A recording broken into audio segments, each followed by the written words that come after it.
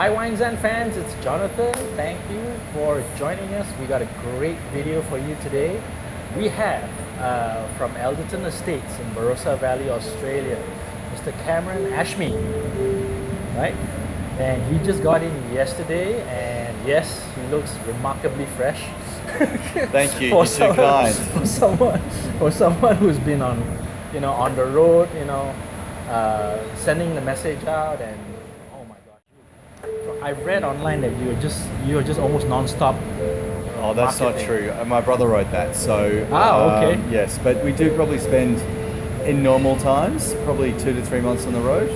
Okay. Which is good and bad. I miss my family, but it's really important to get the message out there. All right. Okay. So you said now when you look at the company website, Yes. your title is co-managing director. Yes. And who's the other one? It's my brother. So my brother Alistair, Uh-huh. he's a beautiful man. We get on very well together. I'm 4 years older than him, but I've probably spent less time in the wine business than what he has. He came back to Elderton in 1999, and I came back in 2003. Okay. And what happens is we sort of split up the world between us, but he probably does more of the winemaking side of the business, whereas I do more of running the company per se. But saying that, we're both out on the road spreading the beautiful Elderton message. Right. Okay. So yeah. Anyone who's run a business, especially a family-owned business, that can get a little bit tricky. So yeah, kudos for you guys for making it happen. Well, there's no doubt. Like, family business is good, but I think communication's the key. So I mean, Al and I, we probably have lunch 2-3 times a week, and we talk about exactly what's going on, and if there's an issue, yeah, we sort it out. But there's virtually no issues. And both of you have your own family, your own. Yeah, so it's pretty crazy. So the whole family's involved with Elderton. My wife Jules is the head winemaker, head of production, and Al's wife Beck, she does all of the export and production work. And Al and Beck have 3 girls, and Jules and I have 3 boys. So the Chinese would say that's triple happiness. Yes. Yeah, triple happiness. Wow. Yeah. What are the odds? And they're slowly being integrated into Elderton. Like, our boys have spent time in the winery and in vineyards and in the warehouse, and the girls have been in the warehouse, and they're starting to pour wine in the cellar door as well. So it's exciting. Very exciting. Now, yeah, it must work for you guys, because considering I've known of Elderton since the beginning of my career. I mean, back in 1999 in Texas, and it's always been good. What we always see when we associate Elderton is like multiple award-winning winery, family-owned.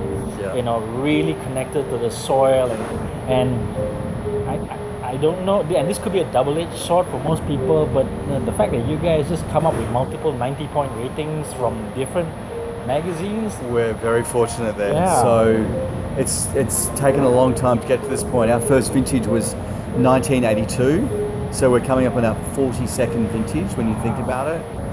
There's been a lot of hard work behind the scenes, but in the early days, we're probably more known as this is the 90s when my parents ran it, my dad.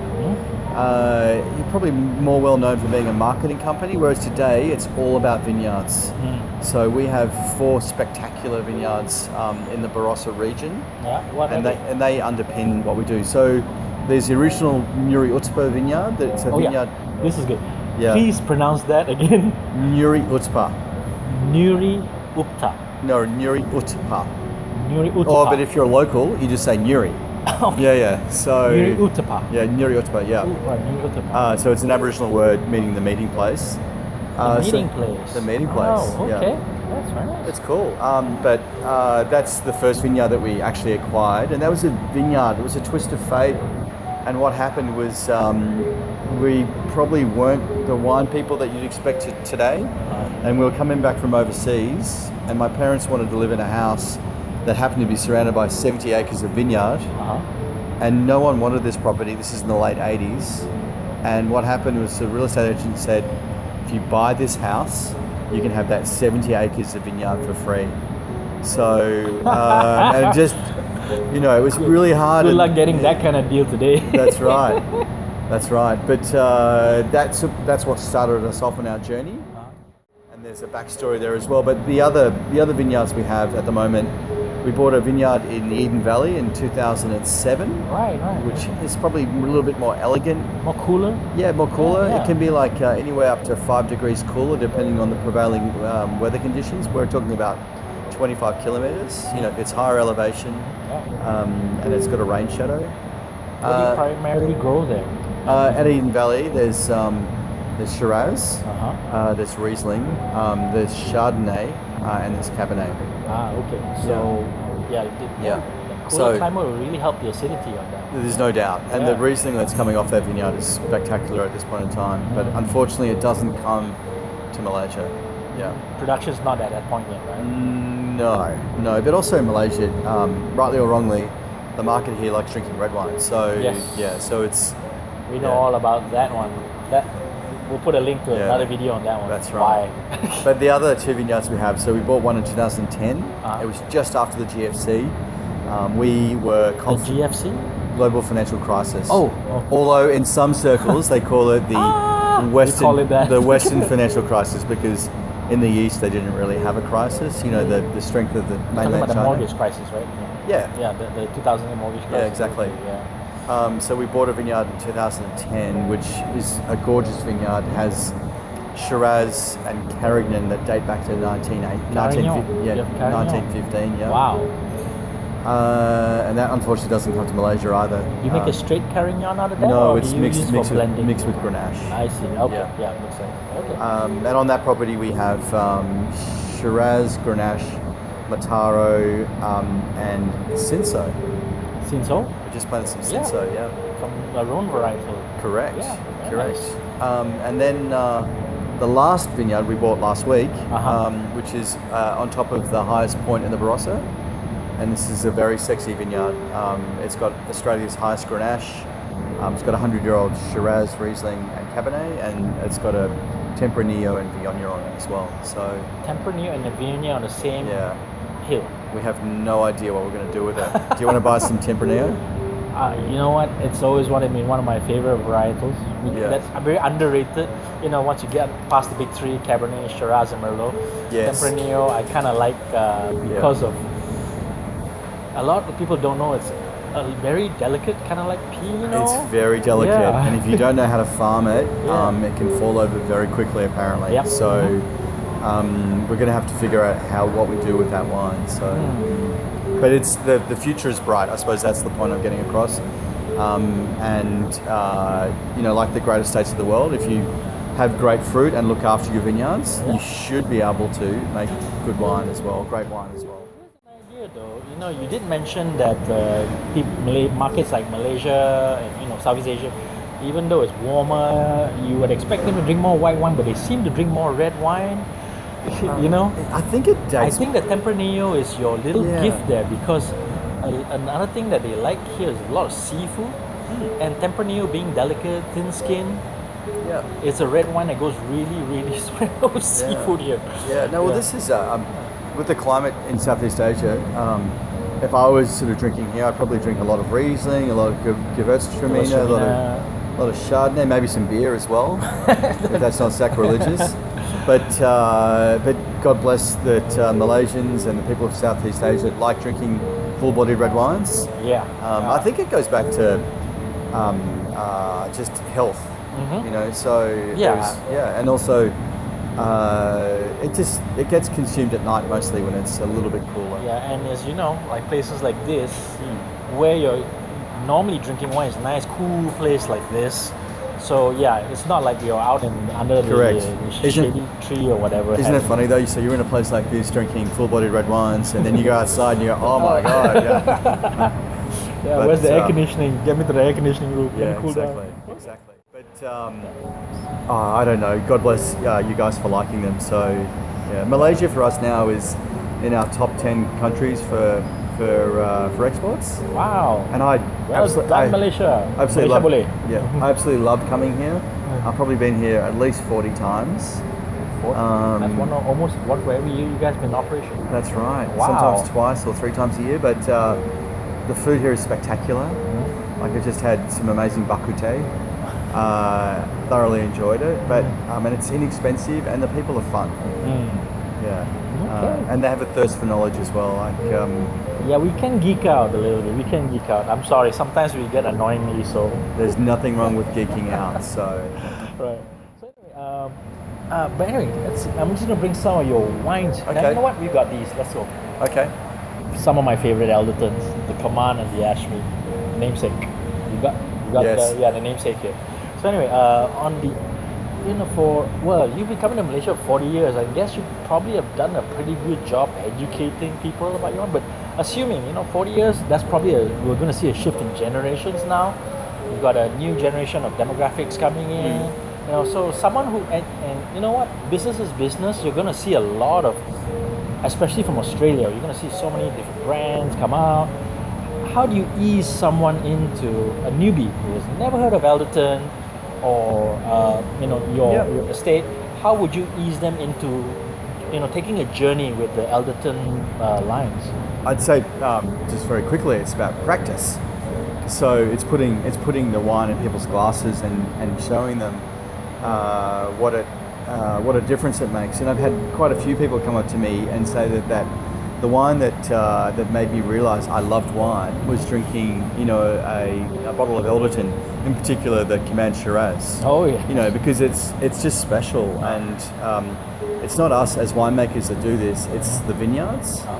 And when you hark back to the vineyard, you see this vineyard that was planted in 1894. So that's 128 years. Yeah. Pretty special stuff. Very low yielding. Phylexera, some of them. Yeah, and lots of concentration of flavour. And like that's when you're drinking a great wine, that concentration of flavour. Yeah, you don't have to drop fruit to get that. Nature does that for you. Exactly. Exactly. But it's just, I don't know, my favourite wine moment. I love drinking our wines, but was drinking my wife's family's company. So they're Campbell's from Rutherglen. They've been going for 151 years. Very famously known for making some of the world's best fortifieds. Yeah, it's the stickies there. Yeah, they're Rutherglen, amazing. Off the charts. And I had a bottle of their top rare Rutherglen Muscat, the Merchant Prince. The surroundings with the family, just spectacular. And that changed the world of wine for me as well. So. But going back to Elderton though, it's just about practice, and we have 4 distinct ranges. Okay, what are so the ranges? You could start at this level, which the French would say would be Grand Cru, and then there's a range underneath that, which is called the exceptional level, then the estate level, and then we have the E series level. So there's virtually something for everyone at every price point. Right. So in the E series, that it's not very expensive yet. Yeah. Okay. Yeah. I was a 7-year-old when my family lived in Saudi, and I had a great time. I went to an English school, had this very posh English accent, and then would come home at lunchtime and then ride my motorbike in the desert. But I've been fortunate in my career that I've worked in Australia, in Europe, so I've been all over the place. Yeah, so you've seen, right, some in the Middle East, some, they can get a little bit more strict over there. So even though we're more predominantly Muslim here, the non-Muslims get to play a little bit on There on is this. no doubt, and I have partaken in that playing a little bit here in Malaysia, and I love it. He gets paid to do that. So yeah, he's not rubbing your face in it, he gets paid. And it's also a tax deduction, so... Oh Yes. man, you Yeah. finance guys. Yeah, that's you right. finance That's guys right. will get that. Well, I guess being an internationally renowned winery, and you've seen this wine grow in your 40 years marketing. This wine as it grows. So being in different markets, you get exposed to different foods, peoples, whatnot. So what is, I don't know how often you get asked it, what's your most surprising pairing discovery that you've enjoyed with this wine? Well, probably one of the most interesting things I've had with Command Shiraz was this is probably a decade ago, I was in Russia, and we were drinking this with bear sashimi. So, bear sashimi. Yeah, I don't know if that's a raw thing, but bear. yeah. So It was on very thinly sliced, quite gamey in texture, but on ice, and then having it with Command Shiraz served at roughly 18 degrees Celsius was excellent. Wow. But another event I remember with Command as well. We did this amazing dinner in the middle of Germany in a town called Kassel. What castle? It's called Kassel. That's the town. Castle. Okay, I thought it was time called Castle. No, What I've castle? done a wine dinner in a wine castle, in a castle in Germany as well. But it was only Command, so there was like 10 courses. So everything from entree to the hard cheese course was served with a different vintage of Command. But the problem was, this was in the days when we were using corks. Oh. And they opened all the bottles to let them breathe, but there was a snowstorm that evening. So less than half of the people could actually get to the dinner. So the people that came to the dinner actually had to drink quite a lot, because all these bottles were open. Poor them. Yeah, I know. Getting more than their share of a library collection at Elderton Command. That was quite memorable. Boo-hoo. Yes, I know. But I'm very fortunate where I get to eat. But I have to admit that increasingly as I get older, that I like real food, fresh food, cooked well, simple ingredients. I'm not really that one for having massive degustations.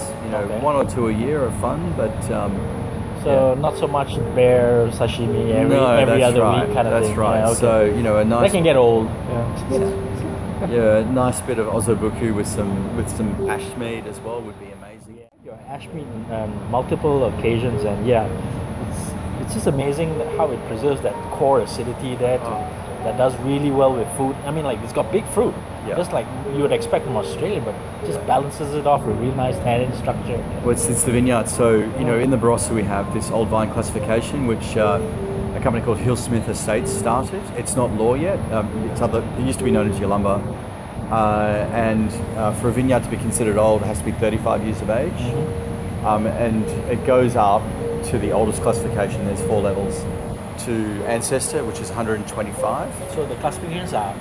So Old Vine 35. Old Vine 35 years. Because there's some regions around the world saying they've got Old Vine and their vines are only 6 or 8 years old. Yeah, that's insane. Yeah, it's no standard. Yeah, it's not good. There goes Survivor at 75, Centurion at 100, and then Ancestor at 125. So this one here is 128, so it's Ancestor, and there's quite a few of these beautiful old vineyards in the Barossa that are that old. Right. And then the Ashmead is Survivor, so so it's planted in 1944. Wow. That's right. Yeah, and just after the war. Correct. Yeah. Okay. And Cabernet is difficult to farm when it gets a little bit older. Yeah. So we're you don't get a lot of fruit from it after. You don't. You think about some of the great Cabernet regions of the world, they generally replant their Cabernet holdings after about 40 years. Yep. But we've been trying everything we can to save this vineyard. We don't work it when it's wet. We do everything by hand, and it's just we don't want to transfer a lot of the viruses or dead arm Uniper across, and more than half of the vineyard's still surviving. Which is great. Yeah, awesome. Seriously great. Okay. And I read that that you're also very strong with the Barossa the vineyard community there. You're part of this co-op organization that preserves the legacy. So I'm a member of a few things. My brother and all of the Ashmeads. It's important for us to do volunteer roles out there, but that co-op role was a bit different in that it was a very large retail group that I was chairman of. Didn't really have a lot to do with wine, but it was the largest employer in the Barossa. What do you, aside from the wine, obviously, what would you like them to take away from their visit to Barossa? I think when you get to the Barossa, it's real. So it's not really going to say Bordeaux, where it's millionaires selling wine to millionaires. It's real people selling wine to real people, and we like having fun. And today in the Barossa, there's probably 10 amazing restaurants you can go to. There's some amazing galleries, amazing cafes. There's incredible walks, and if you like bike riding like I like bike riding, there's incredible bike riding trails there. So you can do road, gravel, or mountain biking there. Give your liver a break and get healthy, and then go back. Well, that's right. That's right. Yeah. But I mean, if you come to the Barossa because you want to relax, you don't go there because you want to go out dancing till 2 o'clock in the morning. You come there because you probably want to go and see 2 or 3 wineries in a day, have a nice lunch, and then a beautiful dinner. And you can Enjoy the landscapes. Yeah, exactly. Yeah. Exactly. And you just enjoy it with your loved ones or your mates. Yeah. All right. Well, so book your flight when you can. Yes. There's a direct flight, KL to Adelaide, 6 hours. 6 hours, yeah. You know what I find very funny is that it leaves KL at 11 o'clock, 10 o'clock at night, and it gets into Adelaide at 6 a.m. in the morning. So you're like, oh, ready to start. And everyone who has never flown that flight, they start watching 1 or 2 movies, and then they have 1 hour sleep on the way over, and you can see them when they get there. They go, oh. So when I get on that flight, I go straight to sleep. Okay. Yeah. So that's the tip. Yeah, there you go. Yeah. Okay. Very important. Don't watch the movies. Don't watch the movie, and Yeah. if you just watch a Netflix 1 hour and then go to sleep or whatever. Exactly. Okay. Being agricultural too, climate change has really got to be affecting everyone, right? I know in Germany, I mean, they're seeing things happen in their vineyards that they've never seen before. You know, acidity levels so low, they had to do something about it. France, you know, that their concept of terroir for what this particular area is now, they have to go a bit further up north. So what's Elderton doing to preserve their wine future due to climate change? We're doing a lot. So we're looking at other regions as well, but saying that, for the Barossa, which is what we do best, we're actually right next to a South Australian state government research centre that is studying the effects of climate change as well. Okay. Because whatever way you cut the data, we're actually picking a little bit earlier. There's less rainfall, and it's getting hotter. Maybe not to the same extent that you're seeing in other parts of the world. And it's a bit sad that you're seeing these massive temperatures in the USA and Europe. And I think it's a bit of a misnomer today to say that Australia is hot, because everywhere's hot now. Yep. And there are parts of Australia that aren't as hot as the Barossa as well. But what we're doing is a multi-pronged attack. Okay. So firstly, we're making sure that we're water secure. So there's various sources of water to make sure that rain harvest as much as you can. Rain harvest is super expensive to build the tanks. So there's water that comes from the River Murray on one side, and there's also about to be some reclaimed water that will come from the suburbs of Adelaide as well. It'll be cleaned up and go into the vineyards. So we're doing that, and we drip irrigate. So there's no flood or there's no bulk irrigation. It's just minimal. Usage efficient. Yeah. Correct. And South Australians are very efficient irrigators. We're also having better. We're putting mulches underneath the vines as well. So sort of straw mulches. Evaporation. Exactly. Yeah. And there's less water use, and there's better water retention. And the third thing we're doing is with canopy management. So we don't really run vertical shoot positioning, which you see in the grape vineyards of Burgundy. Right. We use what's called Aussie sprawl that goes over the fruit, and that protects the fruit. So if there's a hot day, the grapes generally don't get they don't get cooked, sunburnt or anything like that. All right. Yeah, but that's a fine line. If you have too much foliage, you take away the vine concentrating the fruit flavors. You have not enough. So it's always a balancing act. Right. So. How stressful is that? It's very stressful, but saying that, the last 2 years in the Barossa have been super cold and super wet. Really? Yeah, so this year as well, it's been one of the wettest winters on record in the Barossa. Okay. It's been super cold. That's one reason why I'm here in Malaysia, to enjoy the beautiful temperatures. But we're expecting a very late harvest this year. So normally we'd pick, let's say for Shiraz in March, we might be picking as late as April this year. Okay. But anything can change. And next year we don't know what nature gives you. But to give you an idea, so this isn't my vineyard, but my wife's family's vineyard in Victoria, Campbell's, because it's been so wet there this year, they can't get tractors into the vineyard, so they've been using helicopters to spray, sulfur and copper to mitigate against fungus. That's like what happened in Napa 1998. New Year, they warned them not to do it. You know, get your sprays things on. in, and then tractors couldn't go in. That's No, right. That's wow. Because you don't want to see. Never learn. I know you Some don't. people- No, but some people- it's an expensive way of doing it. But you need to have that cover, otherwise, you could lose your entire crop. Wow. Yeah. So Yeah, hard work, farming, making wine. It's not just travel, food, and wine. It's hard work in the Well, field. there's three things in a wine business that you need to know to be successful, to make great wine, and that is you need to know how to grow grapes. Super important. Yep. You need to know how to make it, and then you need to be able to sell it. Right. So It's a business, yes? it's a very business. You have to be not only financially sustainable, but environmentally sustainable as well. So.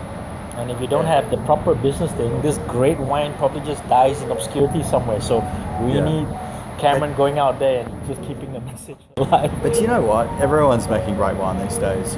So even some of those European cooperatives that historically have made really poor wines, they're upping their game. They're using simple winemaking techniques to make very clean, non-faulty wines. Yeah, and isn't that amazing? Most people thought like, oh, you have to get really fancy. No, just minimalistic.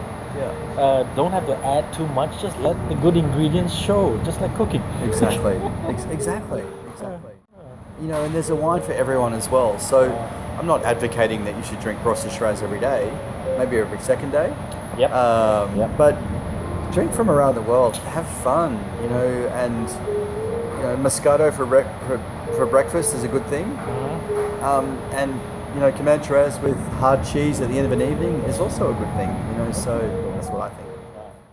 This is where we're gonna switch gears and have a little bit of fun right now. And don't worry, we can edit this part out later. Okay. If let's say we're in a boxing ring, all right, Okay. and your wines are going up, all right. Have you used this before? No, this is the first time we're gonna do it. fair Okay. enough, yeah. Elderton, Command. This is gonna be your bad boy. This is the guy that if it goes up, who in Barossa? Oh no, should I say Barossa or McLarenville? Okay, Barossa or McLarenville. Pick one that it could hold its own against an estate Command. I would just say Penfolds Grange, which is the benchmark, and it's 8 times more expensive. I get always mates or customers who are at lunch and they have a bottle of Grange and a bottle of Command, and Command invariably is a stronger wine to many people. Right. But I'm being very cheeky. I mean, I admire Penfolds Grange a great deal. Oh yeah, we all love to. What the Grange has accomplished for the Southern Hemisphere. Yeah. But I love this one here in that if you're super wealthy, you can drink it every day. And if you're not super wealthy, you can have it for Christmas or Chinese New Year or special occasions. I'm just grateful that a wine of this stature comes in a Stelvin top. I'm just grateful because I hate waiting in the cellar and then cocktail just burst my bubble. This is perfect.